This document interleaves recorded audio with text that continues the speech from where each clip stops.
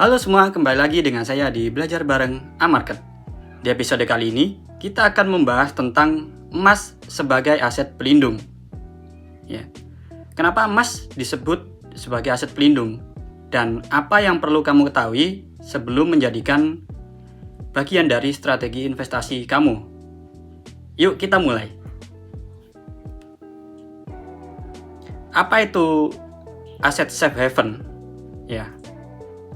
Dalam dunia investasi, istilah safe haven aset merujuk pada instrumen yang dianggap aman ketika pasar mengalami gejolak. Saat saham turun atau inflasi meningkat, investor cenderung mencari tempat yang lebih stabil untuk menyimpan kekayaan mereka. Nah, emas seringkali menjadi pilihan utama sejak ribuan tahun lalu. Emas sudah dipandang memiliki nilai intrinsik, langka, dan tahan terhadap fluktuasi mata uang. Kenapa emas disebut safe haven? Ya. Ada beberapa alasan mengapa emas disebut aset safe haven. Pertama, nilainya cenderung meningkat ketika terjadi krisis global, misalnya saat pandemi atau perang. Kedua, emas adalah lindung nilai terhadap inflasi. Ketika daya beli uang turun, harga emas biasanya naik. Ketiga, emas bersifat universal. Dimanapun kamu berada, emas diakui dan mudah diperjualbelikan. Jadi, di saat ketidakpastian, emas bisa menjadi penyelamat portofolio. Selanjutnya, cara berinvestasi emas. Ya. Kalau kamu tertarik berinvestasi emas, ada beberapa cara yang bisa dipilih.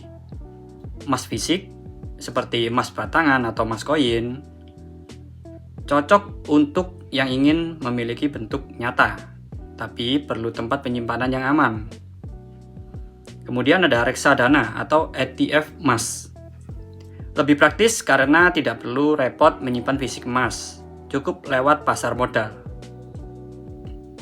Selanjutnya tabungan emas digital. Kini banyak platform fintech yang menawarkan tabungan emas mulai dari nominal kecil. Sangat cocok untuk pemula. Masing-masing punya kelebihan dan kekurangan, jadi pilih sesuai kebutuhan atau profil risiko Anda. Selanjutnya, hal yang perlu diperhatikan. Ya. Sebelum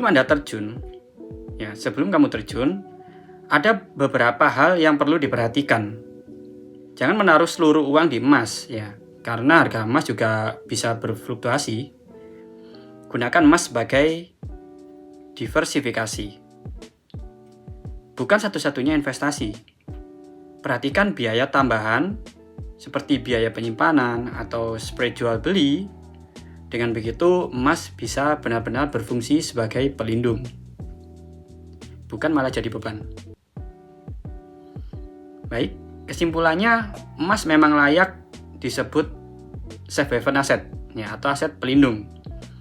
Tapi seperti instrumen investasi lain, emas tetap memiliki risiko dan harus digunakan dengan strategi yang tepat.